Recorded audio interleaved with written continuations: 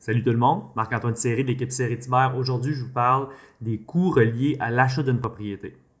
Donc, premièrement, il y a les frais d'évaluation de la banque. Donc, si jamais vous mettez plus que 20% de mise de fonds, à ce moment-là, la banque, elle, va exiger qu'une évaluation soit faite pour se protéger. Ça peut coûter environ 400 $.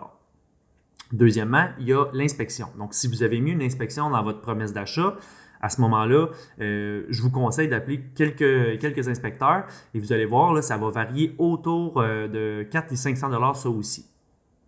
Troisièmement, il y a les frais de notaire. Ça, chaque notaire charge un honoraire différent. Je vous conseille d'en appeler quelques-uns encore une fois.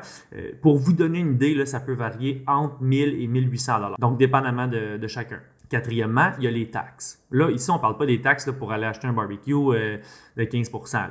On parle de taxes de mutation, de taxes municipales, de taxes scolaires et de taxes de la SCHL.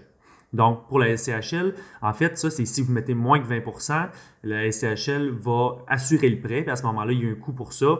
On parle ici de 9% de la valeur de votre hypothèque.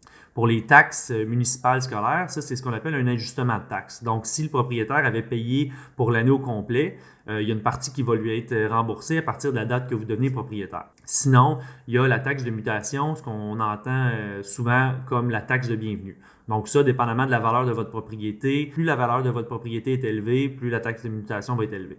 Ensuite, il y a les branchements électriques, télévision et Internet. Ça va dépendre de ce que vous voulez de votre forfait. Ensuite, il faut se garder un budget pour les rénovations. Donc ça, soit vous avez quelques options, soit vous avez déjà de l'argent de côté pour ça, ou bien il y a ce qu'on appelle des prêts rénaux. Donc ça, je vous conseille d'aller rencontrer votre courtier hypothécaire afin qu'il vous explique comment ça fonctionne.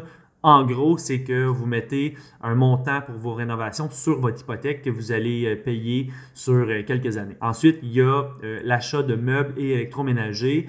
Donc ça, encore là, vous avez deux options. Soit que vous les payez d'un coup, ou bien il y a beaucoup de compagnies qui vont offrir les paiements mensuels. Donc ça, c'est extraordinaire. C'est juste que vous allez payer un petit peu plus d'intérêt à long terme. Par contre, ça vous évite d'avoir un gros montant déposé d'un coup.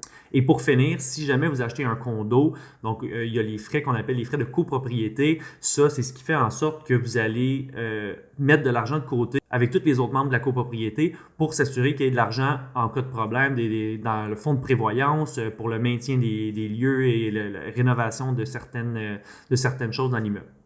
Donc, c'est pas mal tout pour la capsule.